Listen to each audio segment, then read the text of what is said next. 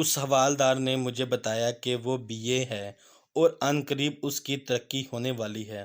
اس کی general knowledge اور تاریخ سے وابستگی کی وجہ سے میں نے اس سے اپنے مطلب کی بات نہ ہی پوچھنے میں عافیت سمجھی۔ اس اثناء میں کل والے کلرک صاحب بھی تشریف لے آئے اور میں ان سے معذرت کر کے کل والے کلرک کے ساتھ جا بیٹھا تاکہ ADOS کے کلرک کے ساتھ مجھے دیکھ کر اس حوالدار کو میرے متعلق اگر کوئی شک ہوا بھی ہو تو وہ ختم ہو جائے۔ آج کی شام مجھے بیکار جاتی دکھائی دی۔ اب تک مجھے اتنی ہی کامیابی ملی تھی کہ میں اس شراب خانے میں جانا پہچانا جاتا ہوں۔ اگلے روز میں نے ADOS کے دفتر میں کچھ وقت گزارا اور ہوٹل واپس لوٹ آیا۔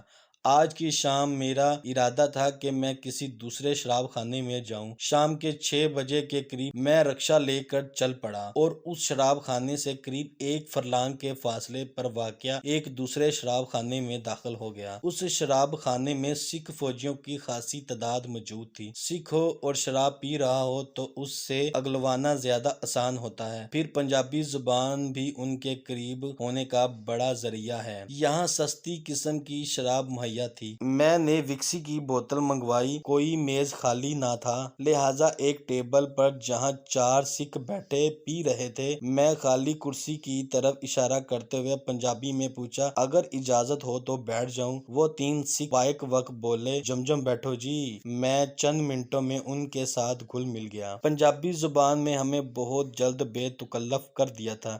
میں نے مزید شراب منگوانی چاہی تو انہوں نے روک دیا اور کہا، آپ ہمارے مہمان ہیں، لیکن میں نے باسد اصرار 2 بوتلوں کا آرڈر دے دیا۔ میں نے انہیں مختصراً بتایا کہ میں بمبئی سے کسی کام کے لیے آیا ہوں، ساتھ ہی انہیں یہ بھی بتا دیا کہ میں پنجاب کی چوپڑا فیملی سے ہوں اور مادری زبان بھی پنجابی ہے اور ہم لدھیانہ کے رہنے والے ہیں۔ در حقیقت میرا نتھیال بھی تقسیم ہند سے قبل لدھیانہ میں رہتا تھا اور میں نے لدھیانہ کے محلوں اور سڑکوں کے نام یاد کر رکھے تھے۔ میں نے انہیں کہا کہ بمبئی میں تو سب بمبئی کی مخصوص ہندی بولتے ہیں، چاہے وہ پنجابی ہی کیوں نہ ہو۔ آپ یہاں ٹھیٹھ پنجابی میں بات کر رہے تھے تو مجھے اپنے ہم زبانوں سے مل کر بڑی خوشی ہوئی۔ بس جی پھر گیا تھا۔ چاروں سکھ ست سری اکال ہو گئے۔ اب باتیں شروع ہوئیں تو میں نے ان کے گلاس لبالب بھر دیے۔ پانی پلائے بغیر سردار صاحبان انہیں ڈکار گئے۔ میں نے پھر گلاس بھرے۔ میری خواہش تھی کہ یہ جلد نشے میں ہو جائیں تو میں ان سے اپنے مقصد کی باتیں جان سکوں۔ جب انہیں اچھی خاصی چڑھ گئی تو میں نے کہا، آپ یہاں کتنے عرصے کی ٹریننگ کے لیے آئے ہیں؟ ان میں سے 2 کی وردیوں کے نشانوں پر معلوم ہوا کہ وہ دونوں ایک ہی رجمنٹ اور باقی 2 مختلف رجمنٹوں سے تھے۔ ایک ہی رجمنٹ کے 2 سکھوں نے کہا کہ وہ 3 ماہ کی ٹریننگ کے لیے آئے ہیں اور صرف 25 دن کے بعد ان کی ٹریننگ مکمل ہو جائے گی۔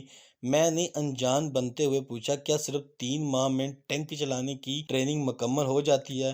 انہوں نے کہا، نہیں جی، نئے رنگ روٹ کے لیے تو ٹریننگ بہت وقت لیتی ہے، ہم تو نئے ٹینکوں کی ٹریننگ حاصل کرنے کے لیے آئے ہیں۔ میں نے انجان بنتے ہوئے پوچھا، نئے ٹینکوں سے آپ کی کیا مراد؟ میری معلومات کے مطابق تو ہمارے پاس روسی ٹینک ہیں۔ ایک سردار نشے میں جھومتے ہوئے کہنے لگا، باؤ جی، موٹروں کے ماڈل ہر سال بدلتے ہیں لیکن نام وہی رہتا ہے، اسی طرح سال 2 سال بعد نئے ماڈل کے ٹینک بن جاتے ہیں۔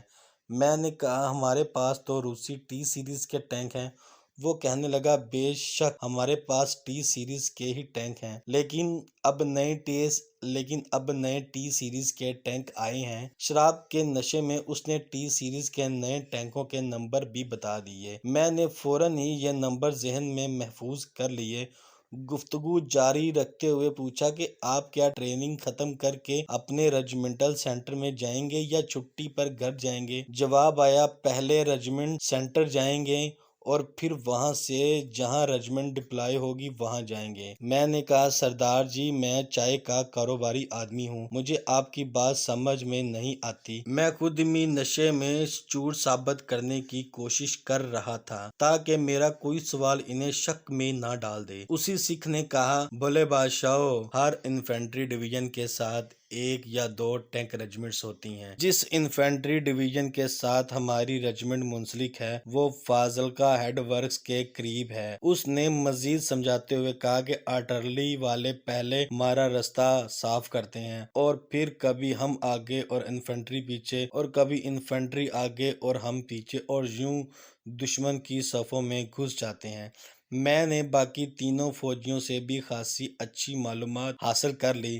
یہ T-57 کے علاوہ اسی سیریز کے جدید روسی ٹینک اور فرانسیسی AMX-13 اور PT-76 ٹینک بھی مغربی پاکستان کے بارڈر پر متعین انفینٹری ڈویژن کے ساتھ منسلک ہیں۔ مزید جو تفصیلات میں نے حاصل کی وہ یہاں بیان نہیں کر سکتا۔ بہرحال کارآمد معلومات حاصل ہوئیں۔ میں نے ان کے کھانے کا آرڈر دیا اور رات 11:30 بجے ہم اگلے روز پھر ملنے کا وعدہ کر کے اپنی اپنی راہ چل دیے۔ میں ہوٹل پہنچا اور ان سب اہم اطلاعات کو کوڈ میں لکھا۔ یہ میری پہلی کامیابی تھی۔ اگلی شام مزید معلومات حاصل کرنے کا پروگرام بنا کے سو گیا۔ میں چاہتا تھا کہ اپنی مفصل رپورٹ ایسی بھیجوں کہ میرے سینئرز خوشی سے اچھل پڑیں۔ اگلی صبح جب گزشتہ رات کی معلومات کا دوبارہ جائزہ لیا تو مجھے یوں محسوس ہوا کہ یہ کامیابی بہت ہی معمولی تھی۔ میں اب تک صرف 3 ٹینک ریجمنٹوں کے متعلق ہی جان سکا تھا۔ اول تو مجھے ان شرابی سکھوں سے حاصل شدہ معلومات کو ٹیلی کرنا تھا تاکہ میری رپورٹ شک و شبہ سے بالاتر ہو۔ اس کے علاوہ سب سے اہم بات یہ تھی کہ مجھے نہ صرف ان ریجمنٹوں کے متعلق بھی معلومات حاصل کرنی تھی جو 71 کی جنگ کے بعد یہاں ٹریننگ حاصل کر کے جا چکی تھیں، بلکہ ان 3 ریجمنٹوں کے علاوہ جو دوسری ریجمنٹس ٹریننگ لے رہی تھیں ان کے متعلق بھی مکمل جانکاری حاصل کرنی تھی۔ جب میں نے اپنے پورے مشن کا جائزہ لیا تو یہ معلومات بہت ہی معمولی محسوس ہوئیں۔ احمد نگر میں زیر تربیت ریجمنٹ صرف 3 ماہ میں ٹریننگ مکمل کر کے واپس چلی جاتی ہیں اور ان کی واپسی سے پہلے ہی نئی ریجمنٹس کے جوان وہاں پہنچ جاتے ہیں۔ یہ سلسلہ 71 کی جنگ کے بعد مسلسل جاری تھا۔ مجھے اس سلسلے کی کڑیاں شروع سے ملا کر ایک مفصل رپورٹ تیار کرنی تھی۔ بریگیڈیئر ہیڈ کوارٹر جو کہ اس ٹریننگ کا ذمہ دار تھا، اس کے دفتر میں یا ڈویژن ہیڈ کوارٹر میں یقیناً کوئی ایسی فائل ہونی چاہیے تھی جس سے مجھے تمام معلومات حاصل ہو سکتی تھیں۔ احمد نگر ایک طرح سے ٹرانزٹ کیمپ کی طرح تھا اور وہاں آنے والوں کی فائل یا معلومات مجھے اول دونوں ہیڈ کوارٹر کے دفاتر سے، دوئم کیمپ کمانڈر کے دفتر سے اور سوئم لنگر سے ملنے کی امید تھی۔ میں نے ان تینوں ذرائع میں سے کیمپ کمانڈر کے دفتر کا انتخاب کیا کیونکہ ڈویژن اور بریگیڈیئر ہیڈ کوارٹر میں بیسیوں دیگر کام بھی ہوتے ہیں، جبکہ کیمپ کمانڈر وہاں آنے والے کی صرف آمد، رہائش، خوراک اور واپسی کا ذمہ دار ہوتا ہے۔ میرے تجزیے کے مطابق مجھے اس دفتر سے معلومات سے بھری ایک مکمل فائل ملنے کی امید تھی۔ کیمپ کمانڈر کے دفتر تک رسائی کے لیے میں نے ADOS کے کلرک کا انتخاب کیا۔ جب ایک بار فیصلہ کر لیا تو فوراً ہی تیار ہو کر ADOS کے دفتر کی طرف روانہ ہو گیا اور سیکیورٹی اور چیکنگ کے مرحلے سے گزر کر میں اس کلرک بادشاہ کے پاس جا پہنچا۔ گزشتہ رات نہ ملنے کا عذر کیا، طبیعت ناساز تھی۔ ADOS کے دفتر میں چونکہ مقامی ٹھیکیدار ٹینڈر دینے، سپلائی اور رقم کی وصولی کے لیے اکثر آتے رہتے ہیں اور کلرک صاحبان سے دوسرے ٹینڈر دینے والوں کے متعلق بھی معلومات حاصل کرتی ہیں، اسی لیے یہ دفتر غیر فوجی افراد سے بھرا رہتا ہے۔ مجھ پر کوئی بھی شک نہیں کر سکتا تھا کیونکہ میں بھی ظاہر چائے کی فروخت کے لیے وہاں آیا تھا، لہٰذا متعلقہ کلرک سے دفتری اوقات میں ملنے اور رابطہ بڑھانے میں مجھے کوئی خطرہ محسوس نہ ہوا۔ میں اس کے پاس جا کر بیٹھ گیا، ادھر ادھر کی باتیں کرنے لگا۔ میں موقع کی تلاش میں تھا کہ جلد ہی مجھے موقع مل گیا۔ کھانے کے وقفے میں مجھے کنٹین میں لے گیا اور ہم ایک الگ تھلگ ٹیبل پر بیٹھ گئے۔ میں نے اسے کہا، میں تم سے علیحدگی میں بات کرنا چاہتا ہوں۔ میں یہاں اپنی چائے بیچنے آیا ہوں اور ہرگز مایوس واپس نہیں جانا چاہتا۔ تم نے اس سے پہلی ملاقات میں کہا تھا کہ بغیر روابط بڑھائے اور افسران کو خوش کیے بغیر کام نہیں ہو سکتا۔ مجھے کھل کر بتاؤ کہ یہاں کن کن کو خوش کرنا پڑے گا۔ وہ کہنے لگا، آپ یہ تو جانتے ہی ہوں گے کہ جہاں ایک چیز کی سپلائی کرنے والے کئی ہوں تو پھر افسران کی خوشنودی تو حاصل کرنا ہی پڑتی ہے۔ یہاں پر اے ڈی او ایس کے علاوہ لنگر انچارج اور میں نے تو فوراً ہی لقمہ دیا کہ کیمپ کمانڈر کو بھی خوش کرنا ہوگا۔ اس نے اثبات میں سر ہلایا۔ میں نے اسے کہا کہ یہ سب تمہارے ذمہ لگاتا ہوں، مجھے لنگر انچارج اور کیمپ کمانڈر سے ملوا دو۔ اگر میں اپنی چائے یہاں فروخت کرنے میں کامیاب ہو گیا تو اس کا سہرا تمہارے سر ہوگا اور تم بھی بہت فائدے میں رہو گے۔ یہ کہتے ہوئے میں نے 2000 روپے چپکے سے اس کے ہاتھ میں تھما دیے۔ وہ پہلے تو انکار کرتا رہا لیکن اس کا انکار محض رسمی تھا۔ میں نے ذرا زور دیا تو اس نے وہ روپے جیب میں ڈال لیے۔ میں نے اسے کہا کہ یہ محض پیشگی ہے، تم میرا کام کرو اور میں تمہیں مستقل خوش کرتا رہوں گا۔ اس نے مجھ سے سوال کیا، آپ کے کہنے کے مطابق آپ کی چائے کی کوالٹی بہت اعلیٰ ہے اور قیمت کم۔ اگر آپ کو چائے سپلائی کا آرڈر مل جائے تو آپ کو سپلائی برقرار رکھنے کے لیے کچھ لوگوں کو 3 ماہ بعد خوش کرنا پڑے گا۔ اس طرح تو آپ کا منافع نقصان میں بدل جائے گا۔ میں نے ہنس کر کہا، یہ کاروباری راز ہے لیکن میں تمہیں بتا دیتا ہوں کہ میں آہستہ آہستہ اپنی چائے کی کوالٹی کم کرتا جاؤں گا اور غیر محسوس انداز میں یہ نقصان نفع میں بدل جائے گا۔ میں نے اسے کہا کہ میں ایک بڑے کاروباری خاندان یعنی چوپڑا فیملی سے ہوں اور ہم کو سمجھایا گیا ہے کہ ہر کام میں فوری منافع کا نہ سوچو، بلکہ اگر شروع میں کچھ نقصان بھی اٹھانا پڑے تو اٹھاؤ، کیونکہ یہی نقصان بعد میں بڑے منافع میں بدل جاتا ہے۔ میں نے اسے اس طرح ذہنی طور پر اپنے قابو میں کیا اور اس نے مجھے اسی وقت لنگر کے انچارج اور کیمپ کمانڈر سے ملوانے کی حامی بھری اور مجھے لنگر کی طرف لے گیا۔ لنگر انچارج اس وقت فوجیوں میں کھانے کی تقسیم کا جائزہ لے رہا تھا اور خاصا مصروف تھا۔ کلرک نے اسے اپنی طرف متوجہ کیا۔ وہ صوبیدار تھا اور پرانا گاہک دکھائی دیتا تھا۔ میرا تعارف کروانے کے بعد کلرک نے اسے کہا کہ ان کی چائے آپ کے پاس آئے گی، اسے پاس کرنا آپ کا کام ہے۔ یہ میرے دوست ہیں اور ان کا کام ضرور ہونا چاہیے، یہ آپ کی سیوا بھی کرے گا۔ لنگر انچارج نے میرا جائزہ لیا اور کہا، صاحب مال ٹھیک ہو تو ہم کیوں انفٹ کرے گا۔ ساتھ ہی اس نے کلرک کو کہا کہ وہ مجھے شام کو اس کے کوارٹر پر لے آئے۔ وہ بما فیملی وہاں رہتا تھا۔ میں نے حامی بھر لی اور پھر ہم کیمپ کمانڈر کے دفتر کی طرف چل پڑے۔ کیمپ کمانڈر کا دفتر کوارٹر گارڈز سے منسلک تھا۔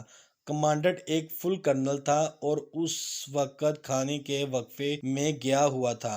اس کے دفتر کے تقریباً سارے کلرک میرے ہمراہی کلرک کے خاصے جاننے والے تھے۔ اس کے دفتر کے تقریباً سارے کلرک میرے ہمراہی کلرک کے خاصے جاننے والے تھے۔ ان کی بے تکلفی دیکھ کر مجھے احساس ہوا کہ اندر ہی اندر اے ڈی او ایس کے دفتر سے لے کر لنگر کیمپ کمانڈر میں ایک زنجیر بنی ہوئی ہے اور یہ سب مل بانٹ کر کھاتے ہیں۔ کیمپ میں ٹریننگ کے لیے فوجی جوان صرف 3 ماہ کے لیے آتے تھے۔ اس دوران کی خوراک، صابن اور تمام وہ اشیاء ان کو فوری مہیا کی جاتی تھیں۔ ان کی کوالٹی میں ہیر پھیر کر کے اور ٹھیکیداروں سے ملی بھگت کر کے زیادہ قیمت کے ٹینڈر منظور کیے جاتے۔ اسی لیے ان تینوں کے دفاتر کے کلرک آپس میں خاصے بے تکلف تھے۔ تمام حالات کا جائزہ لینے کے بعد اے ڈی او ایس کے کلرک کے ہمراہ واپس لوٹ آیا۔ شام کو مجھے لنگر انچارج کے گھر جانا تھا۔ اے ڈی او ایس کے کلرک کو آئندہ میں شام کے نام سے لکھوں گا۔ شام نے واپس آتے ہی مجھے کہا کہ لنگر انچارج کو خوش کرنے کے لیے مناسب رقم ہمراہ لے آؤں۔ شام 6 بجے کے قریب میں ہوٹل سے پھر چونی کی طرف روانہ ہوا۔ شام مقررہ جگہ پر میرا منتظر تھا۔ ہم دونوں لنگر انچارج کے گھر 7 بجے پہنچ گئے۔ لنگر انچارج فیملیز کوارٹر میں رہتا تھا۔ اس نے ہمیں ایک کمرے میں بٹھایا۔ رسمی گفتگو اور خاطر تواضع کے بعد اس نے خود چائے کی بات چھیڑی اور اپنی اہمیت جتانے کے لیے کہنے لگا کہ میں چائے کو پاس نہ کروں تو ایڈیوس والے کچھ نہیں کر سکتے۔ آخر میں نے 1200-1300 افراد کی خوراک کے معاملے میں مطمئن کرنا ہوتا ہے۔ صوبیدار بنتے بنتے ایک سپاہی کو 22 سے 23 سال لگ جاتے ہیں اور وہ ریٹائرمنٹ کے قریب ہوتا ہے، اور ایسا صوبیدار اگر کسی ایسی پوسٹ پر لگ جائے تو پھر بہت ہی کم ایسے ہوتا ہے کہ جو اپنے ہاتھ صاف رکھتے ہوں۔ صوبیدار نے صاف الفاظ میں کہا کہ آپ کی چائے میں نہ صرف پاس کروں گا بلکہ تعریف بھی کروں گا، لیکن تالی دونوں ہاتھوں سے بجتی ہے۔ صوبیدار کو راہ راست پر لانے کا میں بھی ابھی سوچ ہی رہا تھا کہ اس نے خود میری مشکل آسان کر دی۔ اس نے کہا صرف جوانوں اور NCOS کے لیے روزانہ 4000 سے زیادہ بڑے کپ چائے کی بنتی ہے۔ اس سے آپ کو اندازہ ہو سکتا ہے کہ آپ کی کتنی چائے ہم استعمال کریں گے۔ چائے کی منظوری کے دوسرے مرحلے آپ خود طے کریں گے۔ جس تاریخ سے آپ کی چائے لنگر میں استعمال ہونی شروع ہوگی، میں 5000 یومیہ ماہوار آپ سے لوں گا۔ میں نے منظور کر لیا اور اسے پیشگی میں 2000 روپے دے دیے۔ تھوڑی دیر بعد ہم اس کے گھر سے لوٹ آئے۔ شام نے مجھے رات کو 8 بجے شراب خانے میں ملنے کا کہا۔ اب 8 بجنے میں وقت ہی کتنا رہ گیا تھا۔ میں نے ہوٹل جانے کا ارادہ ترک کیا اور شراب خانے پہنچ گیا۔ شام نے جس طرح مجھے خرچ کرتے اور پیسے لٹاتے دیکھا تھا، اس نے مجھے ایک موٹا شکار سمجھ بیٹھا تھا اور جلد از جلد اپنی موجودگی میں مجھے کیمپ کمانڈر کے دفتر کے کلرکوں سے ملوانا چاہتا تھا تاکہ میری کوئی ڈیل اس کی غیر موجودگی میں نہ ہو۔ 8 بجے 2 فوجیوں کو اپنے ہمراہ لایا اور مجھے بتایا کہ وہ کیمپ کمانڈر کے دفتر میں کام کرتے ہیں۔ وہ شام ہم نے کچھ گپ شپ اور کچھ کام کی باتوں میں گزاری۔ مجھے کچھ شک سا پڑ گیا کہ شام اتنی جلد سب سے کیوں ملوا رہا ہے۔ اگرچہ ان دونوں فوجیوں کو میں دوپہر کو کیمپ کمانڈر کے دفتر میں دیکھ چکا تھا، لیکن پھر بھی اپنی تسلی کے لیے میں نے اپنے کام کی بات کو اس شام زیادہ آگے نہ بڑھایا اور کہا کہ میں کل شام کے وقت آؤں گا اور اس کے ہمراہ کیمپ کمانڈر کے دفتر میں ان سے ملوں گا۔ جب وہ مے نوشی کر رہے تھے تو میں ان کے چہروں سے ان کے دلی جذبات کا اندازہ لگا رہا تھا۔ شراب کے نشے میں انسان اندر کی بات بھی زبان پر لے آتا ہے اور اس کا چہرہ اس کے دلی جذبات کی عکاسی کرتا ہے۔ میں نے محسوس کیا کہ شام اور ایک فوجی تو شراب پی کر خوب ہنس بول رہے تھے، جبکہ دوسرا فوجی بار بار گہری سوچ میں غرق ہو جاتا تھا۔ میں اس کی طرف متوجہ ہوا اور کہا کیا بات ہے یار، بیوی یاد آ رہی ہے جو یوں ہی خاموش بیٹھے ہو؟ وہ کھسیانی سی ہنسی کے بعد پھر چپ ہو گیا۔ میں نے 2-3 بار اسے ٹٹولنے کی کوشش کی، لیکن وہ دل کی بات زبان پر نہ لایا اور نہ ہی اس کی خاموشی اور سوچ میں ڈوبنے میں کوئی فرق آیا۔ شراب خانے میں کوئی ٹوائلٹ وغیرہ نہیں تھا۔ میں نے چھوٹی انگلی کا اشارہ دے کر اپنی حاجت کا اظہار کیا۔ شام نے کہا کہ باہر سڑک کی دوسری جانب۔ میں نے اس سوچ میں ڈوبے فوجی کا ہاتھ تھاما اور کہا کہ وہ میرے ہمراہ چلے۔ وہ میرے ساتھ باہر آ گیا۔ سڑک کی دوسری جانب فارغ ہو کر میں نے اسے کہا کہ ایسے ماحول میں جہاں انسان سب غموں سے آزاد ہو جاتا ہے، تم کیوں غمگین بیٹھے ہو؟ پریشانیاں مجھے بھی ڈھیر ساری ہیں، لیکن ہر پریشانی کا کوئی نہ کوئی حل نکل جاتا ہے۔ اگر تم چاہو تو تمہاری ہر ممکن مدد کرنے کو تیار ہوں، اور اگر چل سکتے ہو تو یہاں سے واپسی پر میرے ہمراہ ہوٹل چلو، وہاں سکون سے باتیں کریں گے۔ وہ کچھ دیر سوچتا رہا اور پھر بولا صاحب، آپ پہلی بار مجھے ملے اور میری پریشانی کو بھانپ گئے، اور یہاں میرے ساتھی جو سارا دن میرے ساتھ رہتے ہیں، انہوں نے کبھی بھی مجھ سے نہیں پوچھا کہ کیا بات ہے۔ آپ میں مجھے ایک ہمدرد انسان کا دل دکھائی دیتا ہے۔ میں واپسی پر آپ کے ہمراہ ہوٹل چلنے کو تیار ہوں۔ شراب خانے سے میں آدھے گھنٹے بعد اٹھ جاؤں گا اور آپ کے ہوٹل میں سویلین لباس میں پہنچ جاؤں گا۔ آپ بھی میرے آنے کے بعد جلد آنے کی کوشش کیجیے گا۔ میں نے اسے دلاسا دیا اور واپس آ گیا۔ میں نے اس کے گلاس میں زیادہ شراب انڈیلی تاکہ وہ اور زیادہ نشے میں ہو جائے۔ کچھ دیر کے بعد اس نے سر درد کی شکایت کی اور سب سے معذرت کر کے باہر چلا گیا۔ ہمارے ٹیبل پر محل اس وقت شباب زوروں پر تھی، اس لیے دوسروں نے اس کے جانے کا کوئی خاصا نوٹس نہ لیا۔ تقریباً 11:30 بجے ہماری محفل برخاست ہوئی۔ مجھے یقین تھا کہ میری طرح شام اور اس کا ساتھی بھی مستقبل کے سنہرے خیالوں میں ڈوبے ہوئے تھے۔ یہاں پر ایک مختصر سی وضاحت کرنا چاہتا ہوں کہ سوائے بنگال اور مدراس کے دور دراز دیہاتوں کے جہاں مقامی زبان بولی جاتی تھی، سارے بھارت کے شہروں اور افواج میں جو زبان بولی جاتی تھی وہ ایسی اردو ہے جس پر بامشکل 30-40 الفاظ سنسکرت کے شامل کیے گئے تھے۔ ٹھیٹ اور کڑک سنسکرت صرف سیاسی جلسوں میں ہی استعمال ہوتے ہیں۔ سارے بھارت کی عوامی زبان وہی ہے جو بھارتی فلموں اور گانوں میں استعمال ہوتی ہے۔ یہ 30-40 سنسکرتی لفظ یاد کر کے اور انہیں صحیح جگہ پر استعمال کر کے بلا شک شبہ آپ ہندی زبان بخوبی جاننے والے کہلا سکتے ہیں۔ دوران تربیت مجھے 60 سے زیادہ ایسے الفاظ اور ان کا صحیح استعمال بخوبی ازبر کرائے گئے تھے۔ میں شراب خانے سے نکل کر رکشے میں بیٹھ گیا اور ہوٹل کی راہ لی۔